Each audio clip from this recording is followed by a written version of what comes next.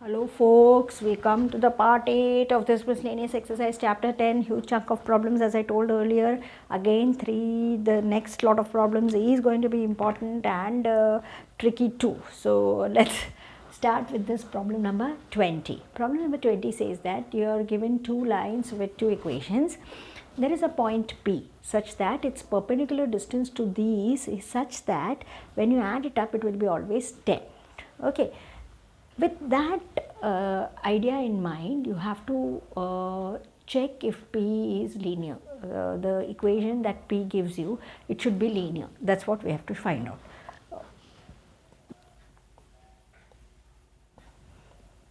So that P must go on a line means the equation of P that we get should be linear. That's what we are going to do. So let's get across doing these problems. Let lines L and M and points PQR be as shown in the figure.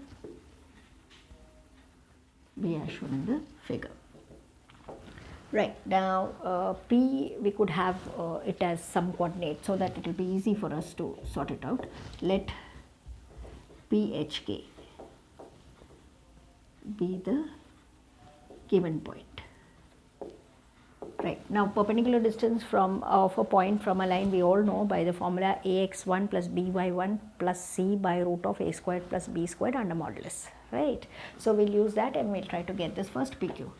Here PQ is, because we are doing it after quite a lot of time, ax1 plus by1 plus c by root of a squared plus b squared. Quick recap. So it is going to be h plus k minus 5 by root coefficients are 1 plus 1, that is root 2. So it's going to be h plus k minus 5 by root 2. Okay, and same way we'll get PR also. PR is going to be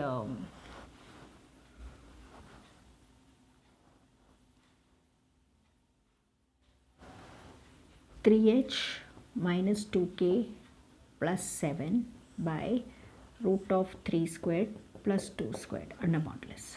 So it's going to be 3h minus 2k plus 7, 9 plus 4, that's root 30.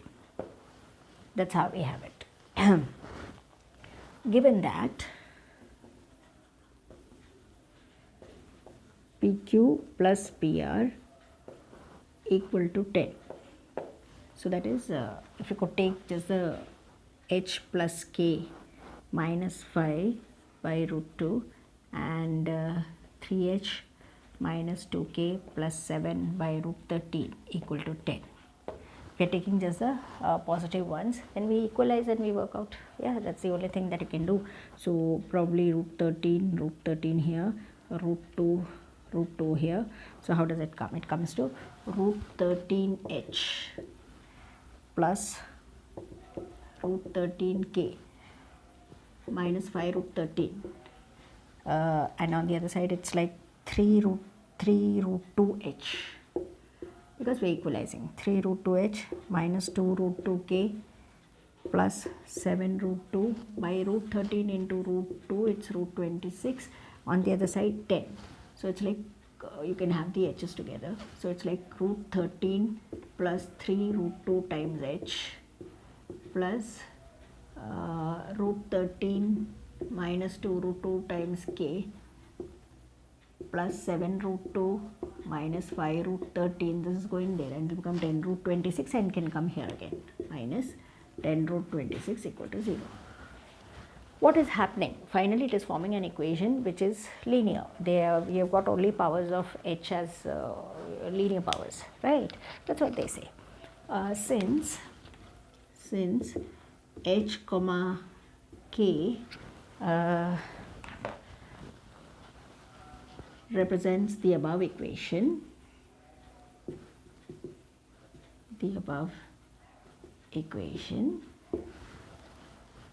therefore point P is linear or whatever. Therefore P moves on a line. Therefore P moves on a line. That's about our problem number 20. Now the problem number 21, it says that there are three parallel lines L, M and N where equations of L and N is given, they are equidistant, and you need to find out the equation of M. Now one thing we must notice that when lines are parallel, their coefficients will be the same. So it has to be 9x plus 6y plus something. That is ascertained. Here also we should make it like that. Though it is not like that, it can be made like that. We will make it like that, and that's how we will be able to get the required equation. Now because they are equidistant, this distance will be equal to this distance. The distance between two parallel lines can be found out by the formula C1 minus C2 by root of A squared plus B squared. So that we have to take get into a thing, and that's how we will do it.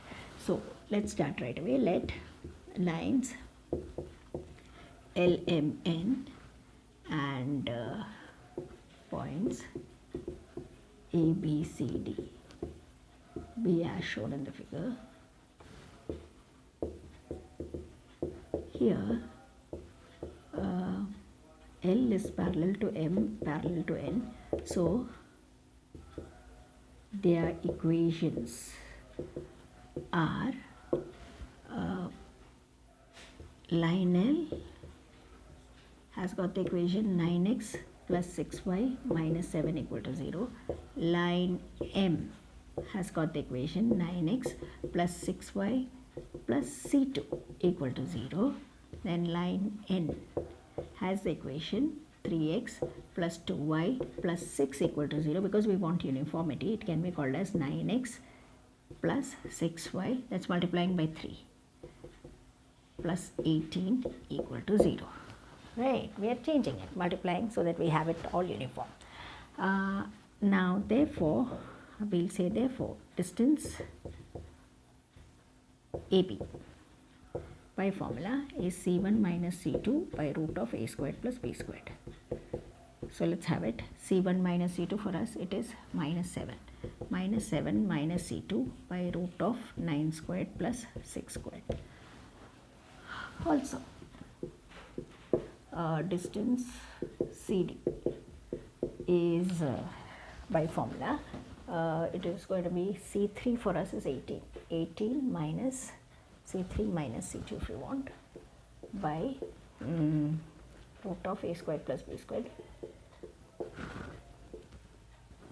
Since AB equal to CD, so these distances are equal. Minus 7 minus C2 by root of 9 squared plus 6 squared is equal to 18 minus C2 by root of 9 squared plus 6 squared, or minus 7 minus C2 by root of 9 squared plus 6 squared is equal to minus 18 minus C2 because we have to take care of the modulus. So gone. So what will happen? Minus 7 minus C2 is 18 minus C2. And this cannot be solved because C2 itself is getting cancelled. So we are not able to solve it. So this cannot be solved.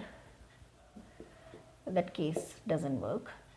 So you can proceed with this. Minus 7 minus C2 is minus 18 plus C2. Have the C2 coming here. Minus 7 plus 18 is C2 plus C2, 2C2. So it is 18 minus 7, 11. 11 is 2C2. C2 becomes 11 by 2. So therefore the required equation is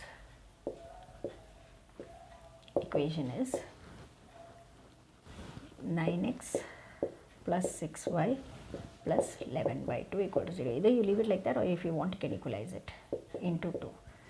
So into 2. So 18x plus 12y plus 11, 2 you can dump on the other side. That is the required equation for the problem number 21. Now we can take the problem number 22.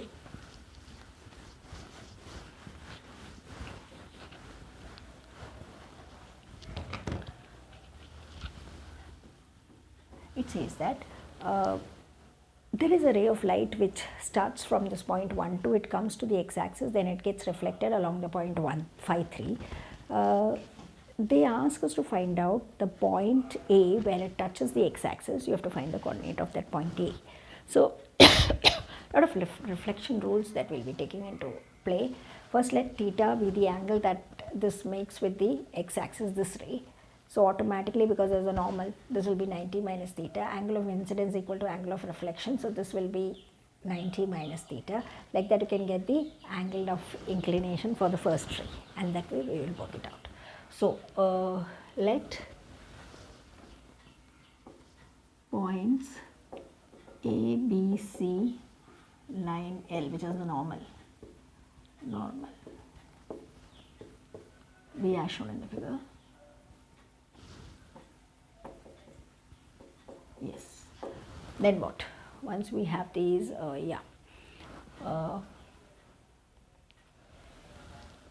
let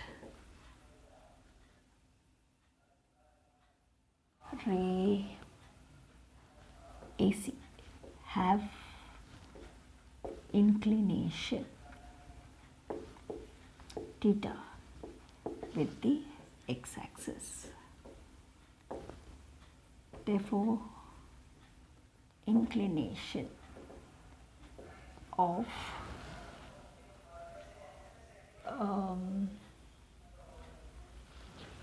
ray B will be, to start with, first 90 degree, this full angle will be 90 degree.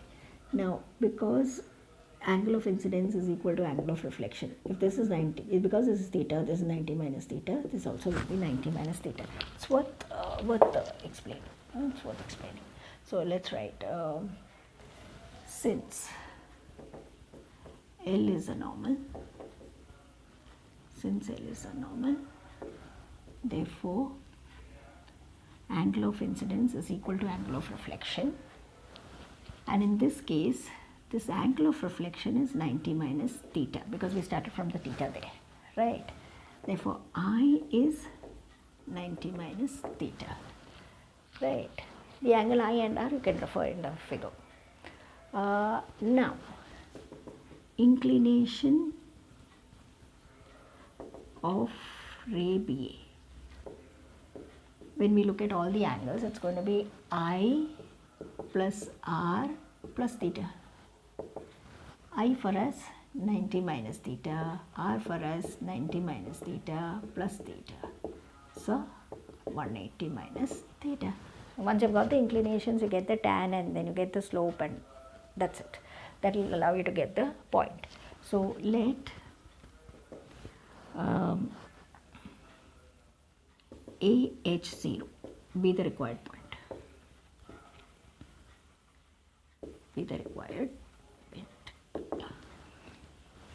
Therefore, slope of BA, what is it going to be? 2 minus 0 by 1 minus h.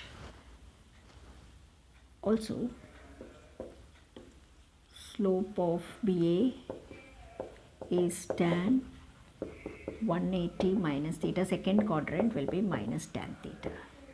So you have minus tan theta equal to 2 by 1 minus h. First equation. It's going to be of some use to us.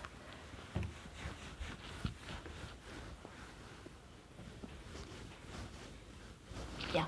Then similarly, let's find out the slope of AC by formula. It's 3 minus 0, y2 minus y1 by x2 minus x1, 5 minus h, 3 by 5 minus h, and we know otherwise also. Slope of AC is tan theta, because we know the inclination. Like that, we know tan theta equal to 3 by 5 minus h. This is our equation number 2. Comparing 1 and 2. Right, minus tan theta and just that minus, so it will be like 3 times, or rather minus 3 times 5 minus h is 2 by 1 minus h. Let's solve it. Let's take this on the other side. 3 times 1 minus h is 2 times 5 minus h. Opening up, minus 3 plus 3h, 10 minus 2h. Let's have this here, 5h, 13. H is 13 by 5. So how will be our k? Oh, so that's it. That's what we want. Therefore, the required point. That's all that they have asked us. Yeah. Therefore, coordinate of A is 13/5, comma 0. That's how we get the array of light problem. This is a 22nd problem. Once we are done with this, in the next video we take the remaining 2 problems that finishes the miscellaneous. That's all. Thank you.